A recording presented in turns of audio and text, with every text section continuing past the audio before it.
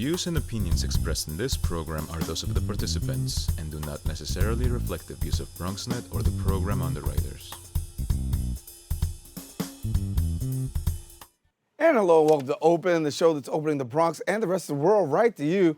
I'm Daren Jaime. Today we're going to update you on what's happening in and around our borough and New York City. Well, coming up, January's National Glaucoma Awareness Month, we're going to learn about the condition with an ophthalmologist from Montefiore Medical Center. Then afterwards, we'll discuss how the services of a substance addiction treatment program right here in the Bronx are benefiting residents. Also, are you having a problem moving from your relationship after a breakup? Well, you might not believe, but there's an app that's actually helping you to seek closure. We'll give you some more details a little bit later on in the show.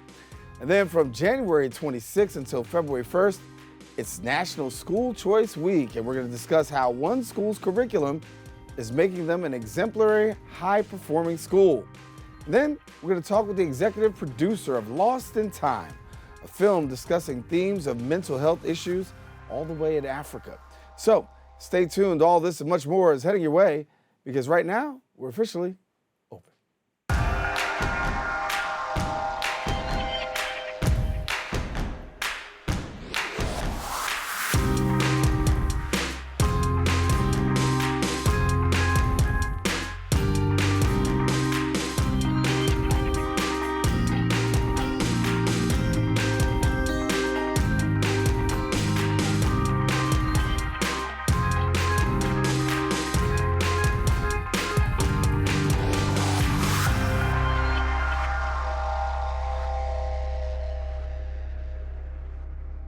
And hello, everyone. I'm Daren Jaime, and today is Wednesday, January 29th, and you are watching Open, a live program that brings the Bronx and New York City straight to you. Now, we also want to welcome our viewers on Manhattan Neighborhood Network, as Open is being broadcast simultaneously on MNN's channels. You can stay connected to us on all of our social media platforms at BronxNet TV. Well, some things have been going on through the past week. We'll take you through a few of them with our Bronx updates.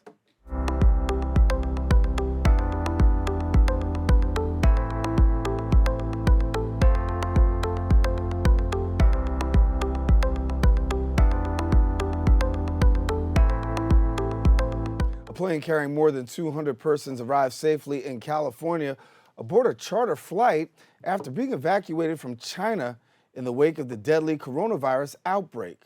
Now, all aboard will go through a 3-day quarantine, and any passenger with symptoms could be quarantined an additional 2 weeks. Here in New York, Senator Charles Schumer demanded the government declare a public health emergency as the 5th confirmed case of the deadly coronavirus was found here in the United States. Also in New York, 9 patients have been tested for the illness, and the results still pending for 5 of the 9 samples sent to the CDC.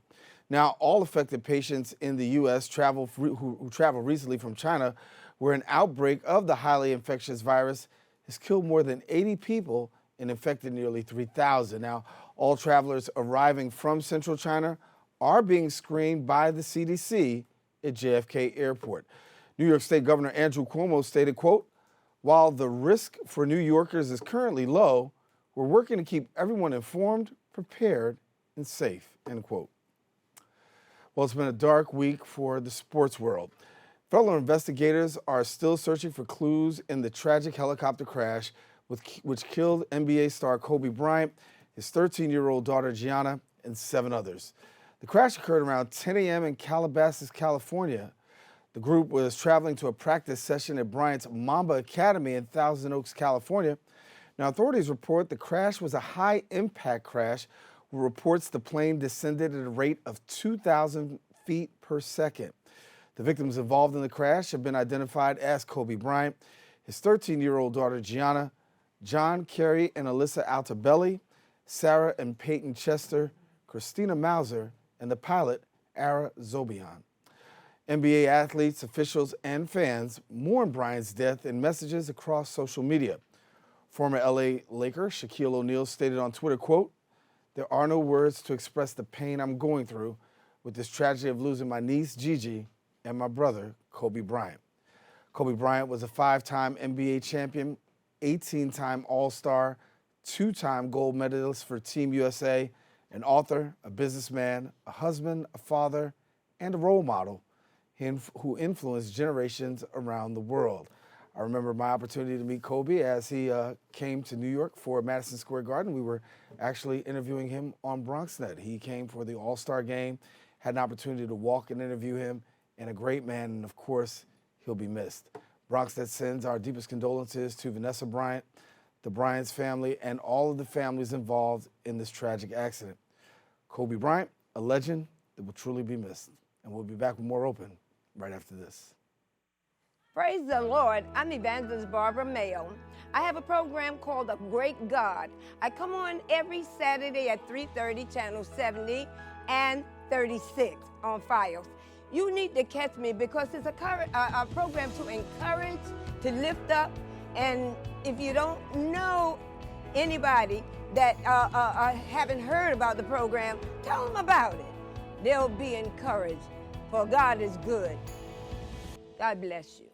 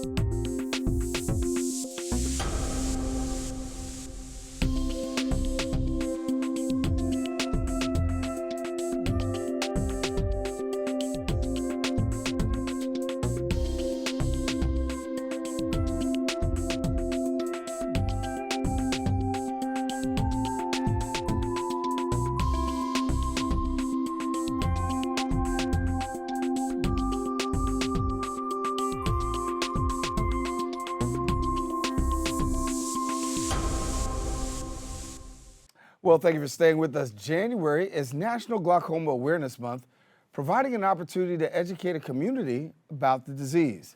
Glaucoma is one of the leading causes of blindness in the United States, and according to the Glaucoma Research Foundation, glaucoma affects actually more than 3 million people in the United States alone. And here now to tell us more information is an ophthalmologist at Montefiore Medical Center and also visual sciences, Dr. Jean Kim. And welcome, Dr. Kim. Thanks for having me. Thanks for having me. Happy to be here. Glad. So as we talk about this Glaucoma Awareness Month, a lot of people suffer with it. I know it's something that's run in my family. Sure. But for those who don't know about glaucoma, how do you actually define it? So glaucoma is a disease that, it's a chronic progressive disease that affects the optic nerve, which is the nerve in the back of the eye that's responsible for transmitting vision that's captured by the eye to the brain. So it's a necessary part of the visual pathway, and any damage that occurs there has the potential to cause vision loss and even ultimately blindness. So as you mentioned, it is one of the leading causes of blindness around the world and here in the United States. It's estimated to affect around 80 million people worldwide, which is a pretty large number, and as you said, about 3 million here in the U.S. So something we take very seriously. It is, according to the WHO, it's the second leading cause of blindness, second to cataracts, but unlike cataracts, the blindness that you get from glaucoma is irreversible and permanent. So it's potentially devastating and something that I think deserves a month to promote the awareness of. Right. So when you hear people with glaucoma, the question is, how does this arise? How does it come? Well, there's a lot of, there's two different main kinds of glaucoma. Well, the answer to your question, there's different causes, but sometimes there is no cause. So we generally categorize glaucoma as being either open-angle glaucoma or angle closure glaucoma. And in angle closure glaucoma, there is kind of a narrowing or even a blockage of the natural drainage pathway for the eye, which is the way that fluid exits the eye. And when there's a blockage there, that leads to a buildup of pressure in the eye, and that can cause damage to the nerve. So in that form of glaucoma, there is an anatomic cause of it. But the more common cause of glaucoma is called open-angle glaucoma, and in that cause, there's really no anatomic cause of the glaucoma. It's just something that the patient has. And there are risk factors that we look at to kind of stratify whether a patient might be at risk for glaucoma. But at the end of the day, it comes down to just getting a comprehensive eye exam so that we can directly visualize the optic nerve and determine who's at risk for glaucoma. Yeah, you talked about the eye exam. Talk about people who may have some symptoms, right? And Sure. you don't know possibly these are actual symptoms until you actually have it diagnosed. But for somebody who's watching right now and saying, hey, I want to know, what are the symptoms? What should I be watching out for? What do you tell them? Well, also kind of depends on the cause of glaucoma. So as we mentioned with angle closure glaucoma, that can present with symptoms. Sometimes gradually, the symptoms can be quite vague. People will complain of like a headache that kind of comes and goes or something like that. More rarely than that, it can present acutely with severe headache, eye pain, blurry vision, halos around lights, even nausea and vomiting. But that is more the exception than the rule. In the majority of people who have open-angle glaucoma, which I mentioned is the more common form, most people don't have symptoms at all. So that's precisely what makes glaucoma so dangerous, is that the majority of people are asymptomatic, because even though they may be gradually losing their vision, it generally affects your peripheral vision first, which is not as important in your day-to-day life as your central vision. And the vision loss can be quite slow and progressive. So precisely what makes it so dangerous is that the majority of people have no symptoms whatsoever. And so that's why early diagnosis, just on routine eye exam, is so critical.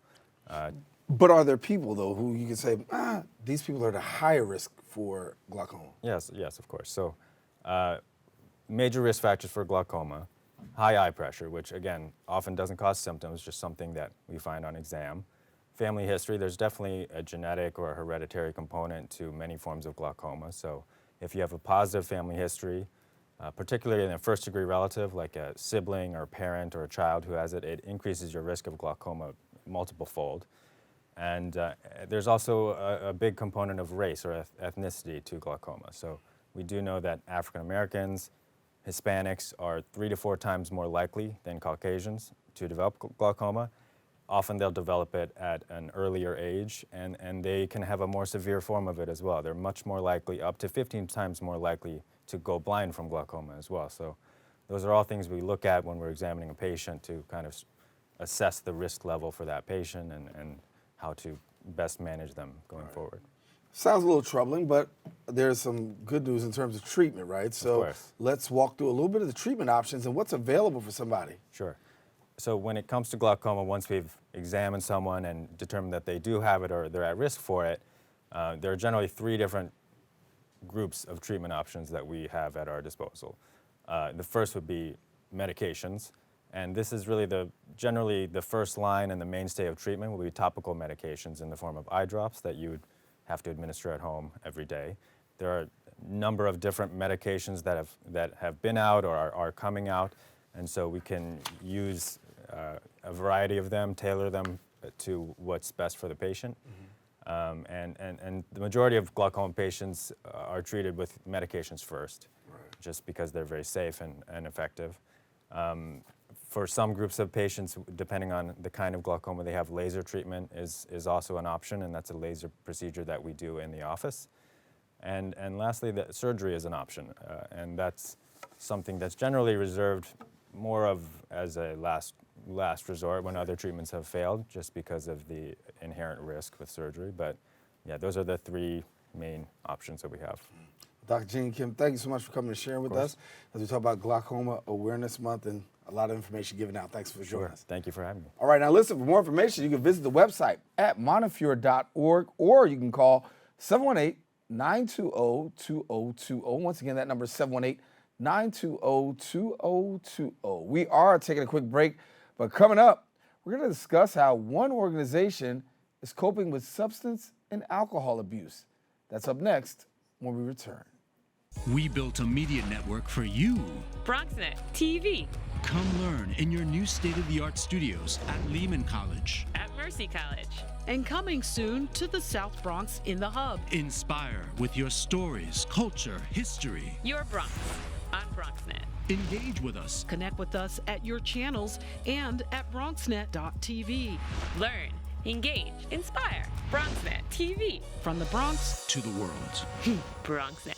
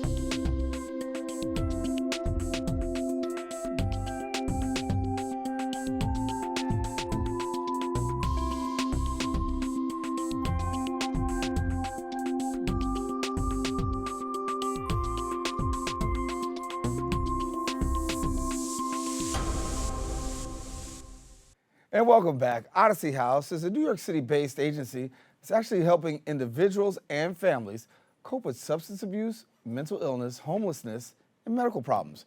Now, these programs can also help individuals obtain the treatment and counseling they need while continuing to maintain their everyday life. So joining us now to share a little bit more about the details is the Senior Director of Outpatient Services at Odyssey House, Mary Callahan. And Mary, good to have you. Hi, Daren. Thank you. Thank you for having me and for talking about this very important topic. Yeah, so Odyssey House continues to do great work, and addiction is a major thing that a lot of people struggle with. And sometimes finding that safe haven isn't always so easy, but you guys provide that safe haven and services. Yeah, so Odyssey House, just a little background, is a multi-service agency that's been active and alive in New York City since 1967. We provide individualized residential and outpatient treatment. We provide supportive housing programs. We provide vocational educational training and family services. So for people who are dealing, what are the biggest things that come through your door on a daily basis? For people who are struggling in addiction, what are some of the biggest things you're seeing come through your door? I guess recently the opioid crisis has been one of the largest really crises that all substance abuse agencies have been struggling with, and not just in New York City, across the country, because as everybody knows that overdose deaths linked to the long history of prescription drug abuse and things like that has really come to a crisis level in the last 10 years or so. So I would say that over the last 3 or 4 years, Odyssey House, as well as other organizations, has focused a lot on providing education, prevention, and training around opioid use and abuse and what can be done to help really stem the tide. In New York City, the unintentional overdose deaths decreased in 2018 according to the Department of Health, but unfortunately in the Bronx and in Manhattan it did increase. So if a person walks through your doors, walk us through what the kind of services they experience and what do they get? So when a person comes to any treatment organization, they receive what's called an assessment. So assessment is a psychosocial overview of addiction, obviously. Do they meet the criteria for addiction? Do they have coexisting mental health illnesses? Do they have any kind of psychosocial stressors such as food insecurity, housing concerns, family estrangement? And based on that assessment, a treatment level is determined. In New York State, we use a tool called the locator that determines the level of treatment. And treatment can be anything from a detox program because a person is physically dependent on something like an opioid or a benzodiazepine, or it can be an outpatient non-intensive program, and the person can continue to work and things like that. So it runs the whole gamut. So here in the Bronx, your assessment of the opioid crisis, really we're doing worse than pretty much most boroughs, huh? Well, in Manhattan and the Bronx, unfortunately, the statistics of unintentional deaths went up in 2018. I think it can also be linking, particularly in the Bronx, as we know, the Bronx has the highest poverty rate per capita. Right. There is multiple communities that deal with mass incarceration issues, with long histories of trauma, coexisting mental health disorders, food security. All these anxieties and coexisting things can prompt substance abuse. Talk about this. I got this note here: beyond clean and sober, healthy and empowered.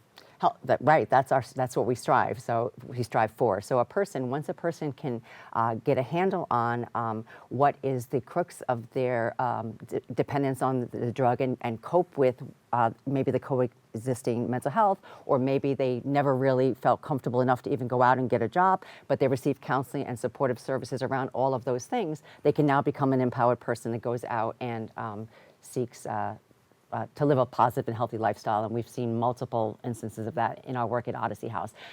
Just a little sidebar, one of our programs that we're proudest of is we, since 2001, have had clients and staff train and participate in the New York City Marathon, and each year up to 40 or 50 patients participate and complete the New York City Marathon. Wow. And we think that achieving a goal like that can really lead towards long-term sobriety and success because of the way that training for a marathon provides concrete step-by-step goals and positive reinforcement when you achieve such a thing. And discipline as well, right? Absolutely. So there have been some changes in Medicaid and things of that nature. How's that affecting you and what's going on there? Yeah, so we're very fortunate, I will say, to live in New York State because New York State has really a full court press towards providing supportive services for folks who are struggling with mental illness and substance use disorder. So they've made some changes in the Medicaid system over the last several years, which has allowed us to do much more community-based work. Previously, treatment was really isolated to the clinic setting, and as we know, when people leave a safe environment and go back to often neighborhoods what prompted issues to start with, they sometimes, there's recidivism and people relapse and things like that. So the very fact that we can bring the treatment into the community, see people in their homes, do outreach in hospital emergency rooms, and go out and if a person disengages from treatment, go out and actually look for the person. It helped us to increase engagement in treatment, and if a person, the length of time a person remains engaged in treatment really dictates their success in treatment. The other thing that they change along with the ability to do community informed services is they made something called Certified Recovery Peer Advocacy, a reimbursable service in the Medicaid system. So a Certified Recovery Peer Advocate is a person who has shared life experience. So this is a person who has had probably mental health concerns or substance abuse, often has maybe been incarcerated or has had unsecure housing, various things that make them comfortable with discussing these issues with the person who's in treatment, and can go with them and walk the walk in the community with them. So this is now actually a career path for people to become certified recovery peer advocates, and the combination of providing the career pathway for people who are seeking recovery with working with people who are seeking recovery is leading towards longer engagement in treatment and greater success. And so that's something that up to 5 years ago we did not have in the treatment world. Well, you guys are doing great work at the Odyssey House, and thank you you so much for coming and sharing with us. Continue the great work, and we're going to get some people connected right now. Thanks, Mary. I really appreciate it. Thank you. All righty. Well, listen now, if you want more information on Odyssey House, you can visit their website at odysseyhousenyc.org, or you can visit their social media at Odyssey House NYC, or you can call 866-888-7880. Once again, that number is 866-888-7880. And don't go anywhere, because when we return, we're going to come back and we're actually going to learn about an app that's going to give individuals closure. Pretty interesting. Stay tuned. We'll be right back in a few.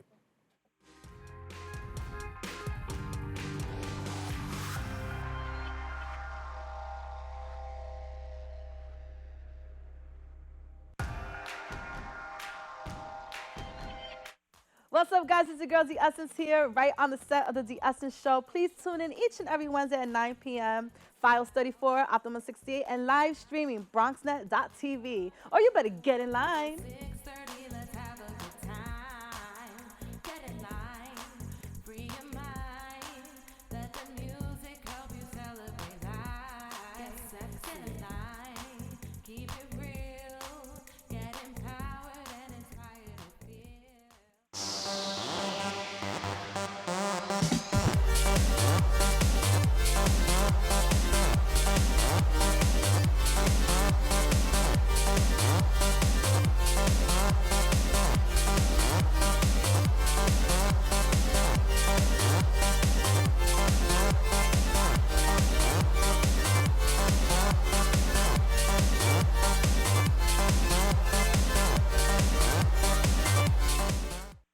I was there. I was there. Yo estuve allí.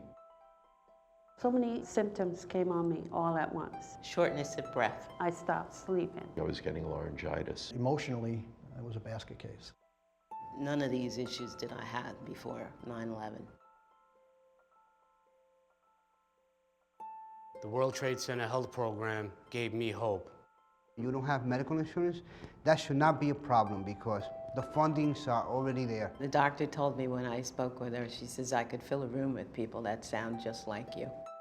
They were very thorough, very caring and empathetic. When I left there, I had a plan in hand. If you're sick because of 9/11 and its aftermath, the World Trade Center Health Program can help you. There's no other place like this. It saved my life.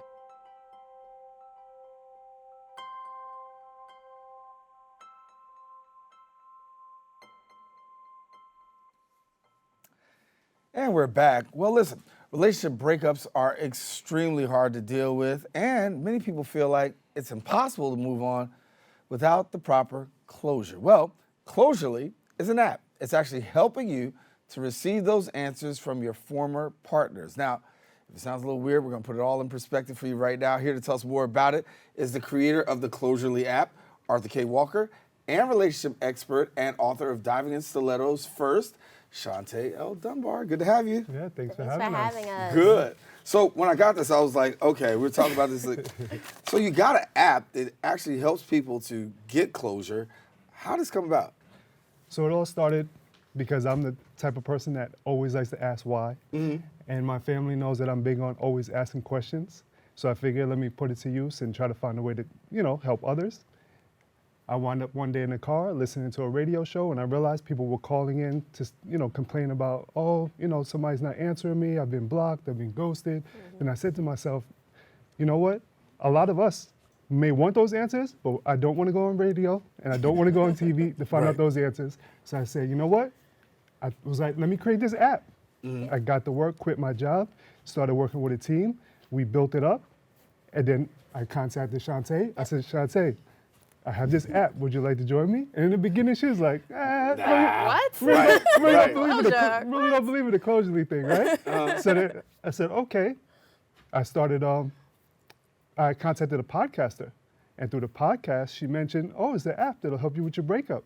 Sure enough, we had people sign up to the app. Sure did. Then I connected them with Shantae. As soon as we seen all of the crazy stuff and the questions, I'm like, Shantae, I can't handle it. You answer it, right. And she's got the answers. I pulled them back off the ledge. Right. It's okay. You're going to be all right. But talk about this thing about closure, because, you're a relationship expert. Talk about this closure. How big is it for people to have it?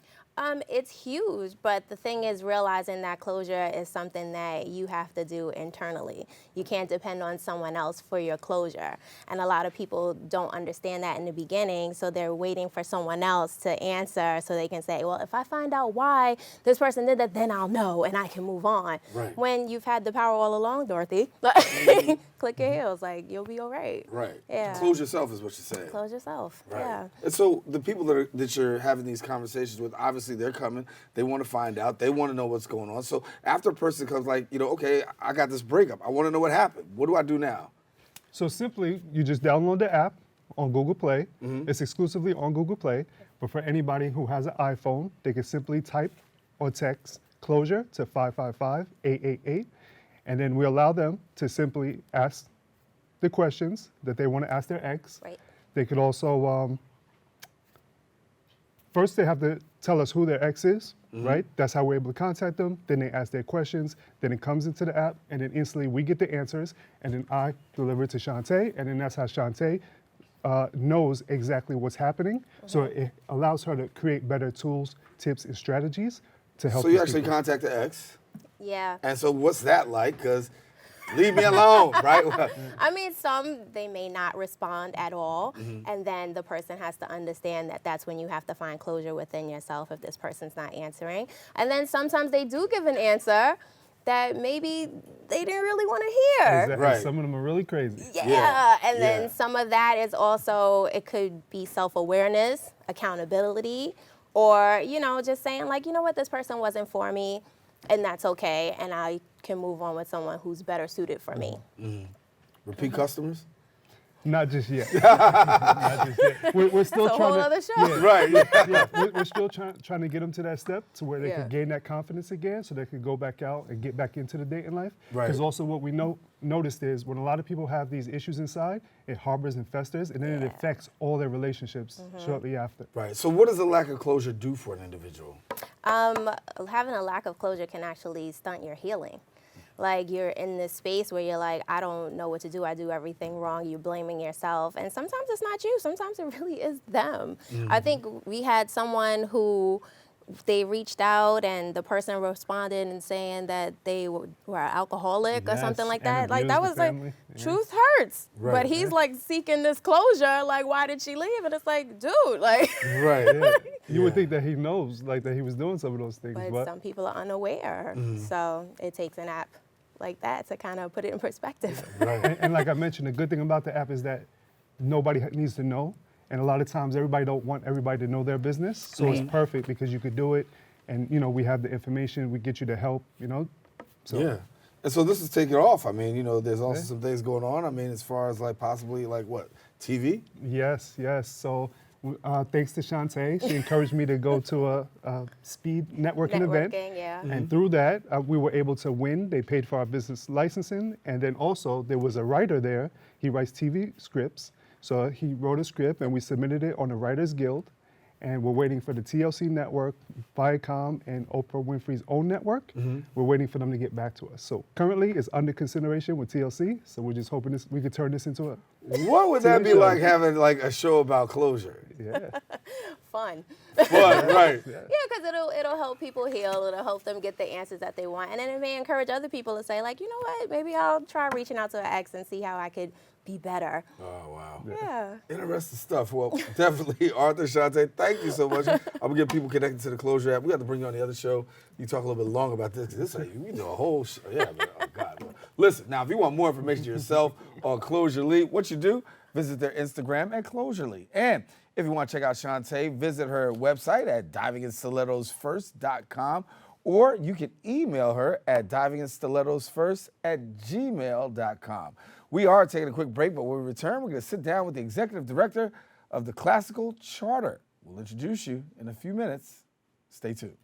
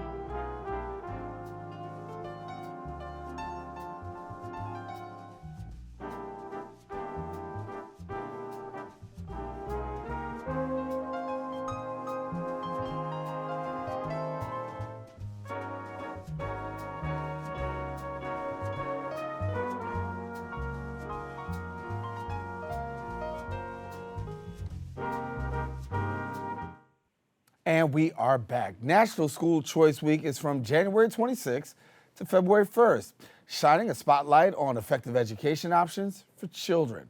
It recognizes all children from K through 12 options, giving them, I should say, options, including traditional public schools, public charter schools, public magnet schools, private schools, online academies, and homeschooling. Classic Charter Schools focuses on the fundamentals of reading, writing, and math, while also teaching Latin starting in the 3rd grade and debate starting in the 4th grade. And here now to tell us a little bit more about the school is the executive director of the Classic Charter Schools, Lester Long. And Lester, good to have you. Daren. Thanks for having me. Thank you. So many people may not be so fully aware about School Choice Week. So let's first tell them, because this is that week. Yeah, this is the week. This is the week that we, as a community, come together to really advocate for and discuss the benefits of choice. Parents, especially in affluent communities, have choices. They can choose to send their children to public schools, to private schools, et cetera. And we want to make sure all students and all parents have that opportunity. Every kid learns differently. I want to make sure, and we want to make sure that parents have the opportunity to pick the school that they think will best work for their children. So what goes on throughout the course of the week? It's a celebration about just raising awareness on all fronts, making sure that parents know this, making sure that our legislators know this, making sure the world knows this. That's why I'm here, to make sure that they know that there are options. There are public schools that'll work great for their kids, or there might be a charter school that would be better, maybe a parochial school or private. You're executive director of Classic Charter Schools, and so tell us a little bit about Classic Charter Schools.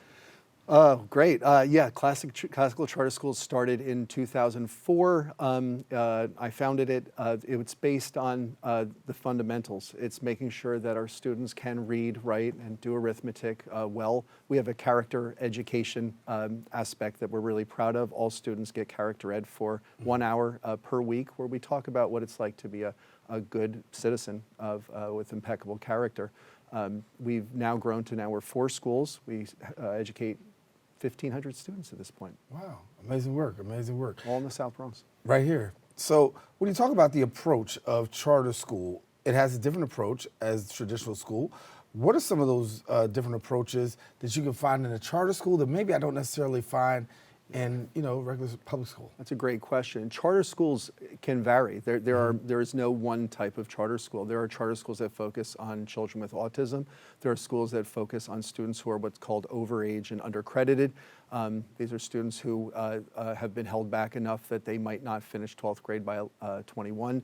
There are charter schools that focus on them. There are schools that focus on English language learners like classical does. So they run the gamut, and I think those options don't necessarily happen in the public school Department of Education portfolio of schools. So when you talk about having the opportunity to attend a charter school, parents, of course, very much involved. I know you do a great job of trying to engage parents. Talk about the parent involvement.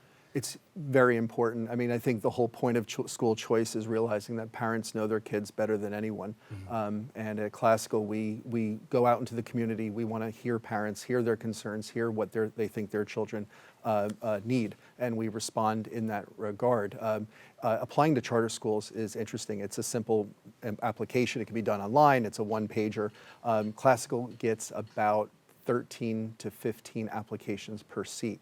So the demand is high for these schools, and that's one of the things where we want to grow because we think parents deserve this other option. Right. You talked about 4 here in the Bronx area, right? And you talk of expanding. I mean, given the fact you've got so many people vying for just 1 seat. Yeah, I mean, there's nothing more heartbreaking than pushing a parent away because we just don't have the capacity. So we're working with Albany and we're working with City Hall to see if we can grow within the South Bronx. We're totally focused on this community. All our schools are named South Bronx Classical 1, South Bronx Classical 2, et cetera. So yeah, we do want to grow. So you told me a little bit, each school, charter school is definitely different, right? So is there a difference even in the 4 that you have? Not so much, not so much. Our program is interesting. It does focus on the fundamentals, as I say. We offer Latin in 3rd grade. I don't think any other school in the city does that. The kids love it. Really? Yeah, they find it fascinating. And debate and 4th. It's a great opportunity. We say it's an exercise in learning conflict resolution. Debate is a way to learn how to more powerfully state your case. And by doing that, it, I think, de-escalates a lot of interpersonal conflict that can happen. Yeah, you use the word let's state your case. So I'm going to give you a chance. State your case for charter schools. Flexibility. Each school is different, so parents get a longer list of schools from which they can choose for their students. Another is charter schools can fail. We are accountable to our parents to make sure that we do good work.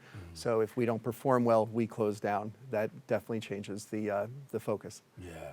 So if people want to get involved, get connected, what are they doing? If you want to get connected to classical charter schools, you can just go to classicalcharterschools.org. There is a website for National School Choice Week. The New York City Charter School Center website is nyccharterschools.org. There's some opportunities there. In this business, they talk about questions, and no question is a dumb question. Some questions are dumb, but I'm going to ask you this one here. I don't think it's a dumb question at all. But if I'm a parent and I'm out there watching, and I say, you know what, I'm thinking about putting my child in charter school, what should I be looking for in that charter school? A school that matches we'll go to the websites of the schools that you're looking for and find, that's not a dumb question, by the way, and looking to see if the school matches your philosophy on how you want your child to be educated. Schools educate kids for the majority of their day. The kids are usually at the school more than they're at home. So making sure that fit is important is great. All schools, especially charter schools, host parent visits. So you call, set up an appointment, and go visit, do a tour. All right, Lester, thanks much. Been a pleasure. Thank you. Good to have you. Take care. Yeah. The reason that we ask that question is because there are some parents out there that say, hey, listen, what should I be looking for in a charter school? Well, Lester just gave you the answer, and I want you to know. If you want more information, all you have to do, visit their website at classicalcharterschools.org. You can find out all the information, get connected, find out, especially during National Schools Choice Week. Well, we don't want you to go anywhere because when we come back, We're going to learn how an organization is actually mentoring and advocating for disadvantaged girls.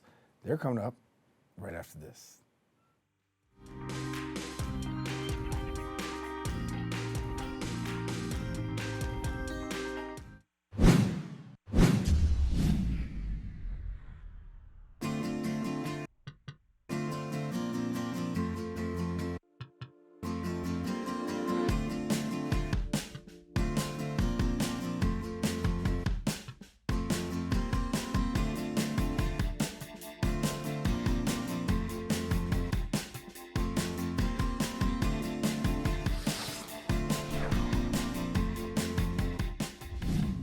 It's time to get serious about your future. At Bronx Community College, you can earn an Associate of Applied Science degree and become a medical laboratory technician in as little as 2 years. Earn an average salary of over $50,000 a year in one of the most rewarding careers in medicine.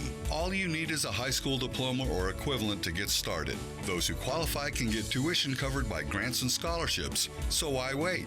For program details, contact Bronx Community College today.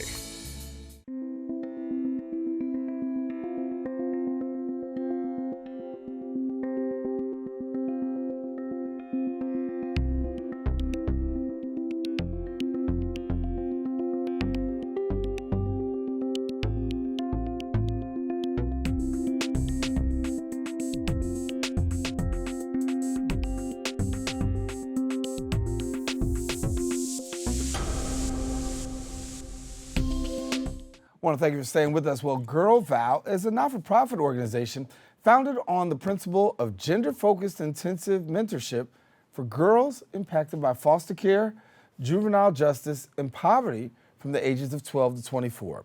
And joining us now and telling us more about the details are the founder of Girl Vow, Inc., Dawn Rowe, and the Girl Vow's Youth Ambassador in Training, Viante. And thank you so much for being with us. Thank you for having us. Good. So, Girl Vow. Yes.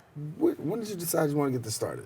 So the premise and the idea of Girl Vow came about when I was 16 years of age. I was impacted by poverty. I was a high school dropout. I was threatened with incarceration, and I was primarily threatened with incarceration because of the issues that I was facing at home and at school. In general, I really was a good student, but because of the things that I was impacted with and even parental abandonment, it began to affect my studies.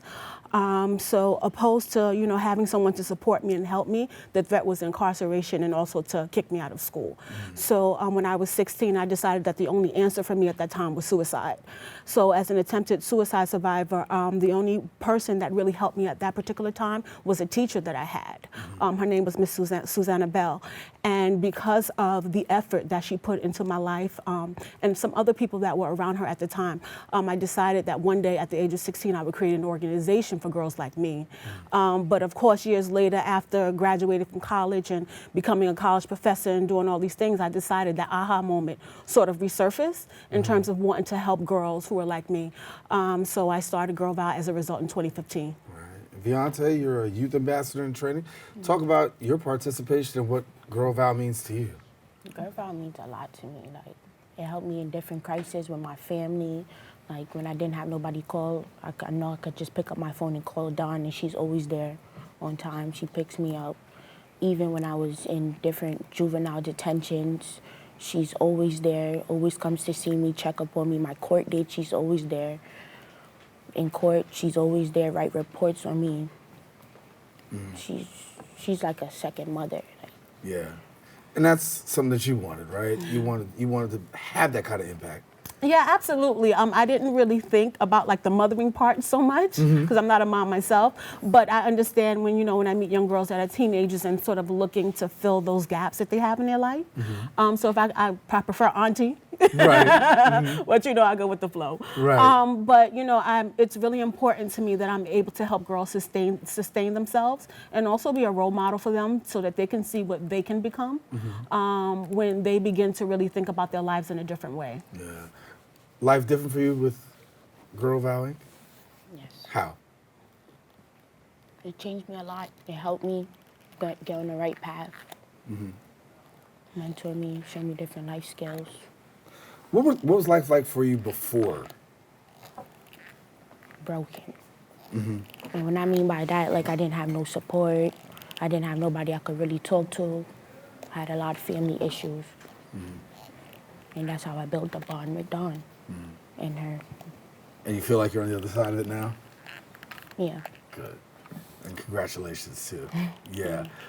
Success stories like these are what you aim for. Talk about those who may be watching right now and say, I want to become a part. How can they get connected? And who will you take on? So I take on primarily any young person that feels like they need someone for a mentor. If any girls that are failing in school, any girls that's impacted by poverty, I really like to focus on girls that are failing so I can help them restore their lives because, like I said, that was me early on. But if anybody's interested in Girl Vow as an organization, they can always email us at info@girlvow.org. That's info@girlvow.org. We're actually located in the hub.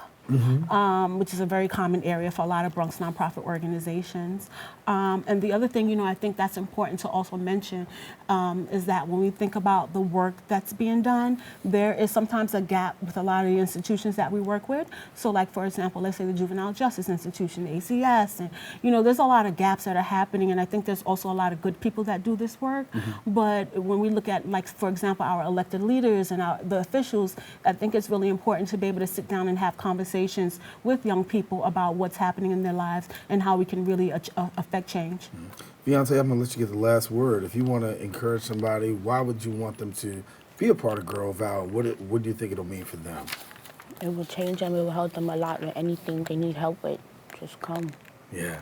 She's like, just come. Just come. Just come be a part. Well, congratulations. Keep up the great work. All right. And Dawn, thanks a lot for the great work that you're doing as well. Thank you. I appreciate you. Thank you for the time. Appreciate you. Now, listen, I want to let you know the Girl Vow's 3rd annual Bronx Summer for Women and Girls event is actually taking place now. It may seem a little ways away, but it's right around the corner. Friday, May the 15th, from 11 to 3 at the New York Public Library, Bronx Library Center. That's located at 310 East Kingsbridge Road. Now, if you want more information, what you can do, all you have to do is check out the website at girlvow.org or definitely visit their social media at Girl Vow. We're going to take a quick break, going to return. We're going to sit down with the executive director of the film Lost in Time. We'll tell you all about that when we return in a second. Did you know that brain and spinal cord tumors are the deadliest form of pediatric cancer? They can happen to anyone. I'm not hungry. My tummy hurts. You can help us be part of the solution. Get in here. Hurry. You can be part of our family. It's okay. Please support our mission today. Making Headway Foundation, dedicated to the care, comfort, and cure of children with brain and spinal cord tumors. Oh, actually, I got something else for you. Listen, I want to tell you about this. It's a film. It's a Kenyan film. It's called Lost in Time. It's the psychological thriller shining some light on the issues of mental health. And actually, they're holding a screening right here in the borough of the Bronx. We're going to take a look at the trailer right now. Listen to the sound of my voice.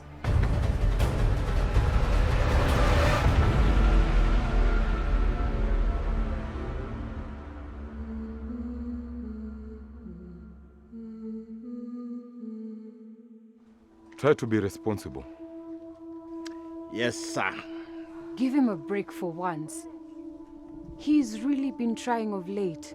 Takes more than trying, Jude. He can be trusted.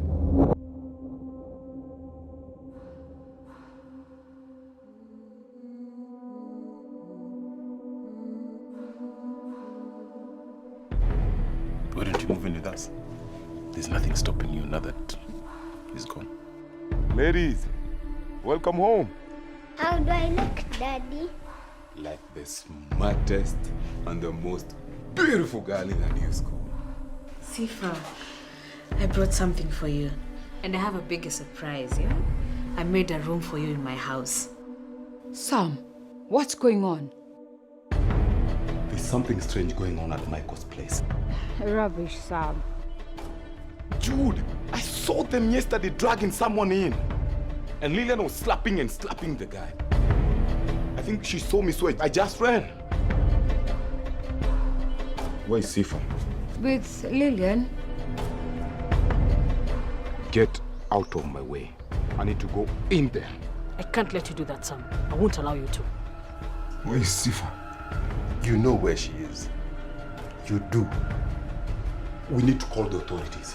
Call the authorities and tell them what? That our friend and neighbor have our daughter.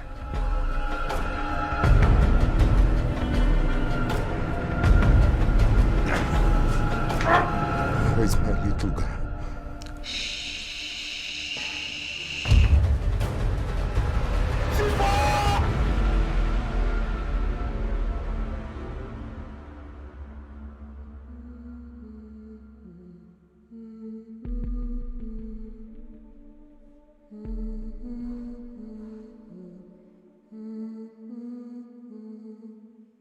Well, as you saw, the movie went on October 24th of 2019 and continues to be a great hit. Joining us now to tell us more is the executive producer of the Lost in Time film, Jimmy Gore, who's also the executive producer and also missionary. And good to have you, Jimmy. Good to be here. Good. Congratulations. Thank you very much. So this film actually won what's considered here in the United States Oscars and that magnitude out in Kenya. Talk about the film and, you know, your thoughts. I think it was pretty exciting for us. This is our very first feature film for us to have done. We've done some short films, but this was the very first full-length film that we did, and it having received all this recognition was pretty exciting. The idea behind it was ideally to shed some light on the whole issue of mental health in Kenya. I don't come from a professional background in terms of the whole discussion around mental health, but we love stories. That's what we do in films, we tell stories. So one of the things that really stood out for us in that context in Kenya is that every other day there was actually news about suicide, about depression, you know, about violence at home. And they were quite... last year, by the time we were really set on shooting the film, there was a story of a young man who just was doing very well in the corporate in Nairobi. He's getting promoted to a manager, and he commits suicide. He jumps off the 17th floor of his building. And everybody thought he was doing very well, by all means. Everything family, he has a good family, but he was under pressure, a lot of depression. Apparently, he had had episodes. And that's just one of the many stories that we hear in the Kenyan media every other day. When we were actually doing research for the film, we realized that in Kenya, every day, 4 people commit suicide. That's the story. Every other day, there's a story of killings in family, more suicides. So at that point, we thought maybe we can do a short film just to highlight on the issue, because we felt that this is something that probably needs to be discussed. The writer, Eddie Jokihara, is a friend who is part of the team. He actually encountered a close family friend, where they had the same issues, schizophrenia, depression, bipolar, and nobody was actually talking about it. In that context, it's much easier to hide someone who is going through depression or having some mental health challenge than talk about it, because not much is known. So for us, yeah. So here you are in the United States, right? Yes. And you're you have a screening. I'll talk about that in a few seconds. Yeah. But you're also making people aware of the mental illness crisis in Kenya. Yeah. Then you're also touching base with people here in the United States. Are you noticing a lot of different comparisons? Because you're from Nairobi. Our coming actually to screen in the US was because there's someone who is a Kenyan, of Kenyan origin, who is actually here in New York, who heard about the film. And, you know, he started telling me stories of the Kenyans actually in diaspora who are going through different kind of challenges. I think one of the stories he shared is that the expectations once you leave Kenya or African country and you're coming to the US, somebody almost thinks, you know, there's someone waiting for you at the airport with a suitcase full of dollars, you know. So there's all that pressure of what people expect back home. And when you come, the reality is it's a different context. You go to somewhere, community, you're different. One, in that context, most places like him, he was talking about a situation where he goes to a community where he's almost the only black person. And to make it worse, from the discussions, they realize he has an accent. So he's not just black, you know, he's really from an African origin. So there's a lot of pressure that also came with that. So he was like, this is something that probably we also need to talk about, because they also have issues of violence, domestic violence, and depression, that's going on in that community itself. So it was actually an open invitation. Come and let's see if we can have discussions, because that's all we are hoping to achieve. And there's a great Kenyan population here in New York City and the borough of the Bronx. And I know over the course of the next couple of days, you'll have the opportunity to screen the film and be able to share with it. What are you hoping that people will be able to take away after watching Lost in Time? Ours was to have people talking.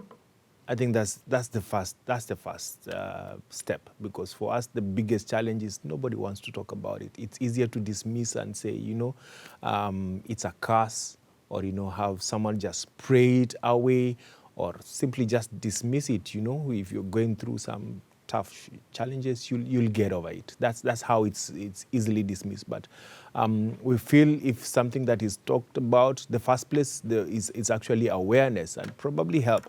What we did in Kenya is that when we were screening, we tried to get some professionals who would come alongside and just try to break it down. What does this mean and how can you get help? And so for us, it's just a conversation starter. All right, Jimmy Gore, our guest here, the executive producer of Lost in Time, as we said, winner of several awards in Kenya, here doing some screenings in the United States. Of course, you can see more about Lost in Time with yours truly and Jimmy. Bring it on to the other show, Perspectives. But I want to let you know now, the screening for Lost in Time film will be taking place today, which is Wednesday, January 29th, at 6:30 at the Affinity Bible Church, located at 1326 Morrison Avenue. For more information, you can check out their Facebook at Film Lab Kenya and their Twitter at Film Lab KE. And then we've come to the end of our show today. Want to thank all of our guests for joining us. Most of all, you, the viewer, for tuning in. Now, if you missed any part of today's show, you can catch the recablecast at 5 and 10 p.m. on Optimus Channel 67, Verizon Files Channel 33, anytime on the web at bronxnet.org. You can catch a brand new episode of Open with my girl, Rena Valentine, on Friday. That about wraps it up for us here on the set of Open. I'm Daren Jaime, saying make sure to keep this channel wide open. Special thanks and hello to all of our people who are watching on the MNN channel. My sister Ann, good to see you. We'll be talking to you real soon. And the family, listen, take care. God bless. We'll see you soon.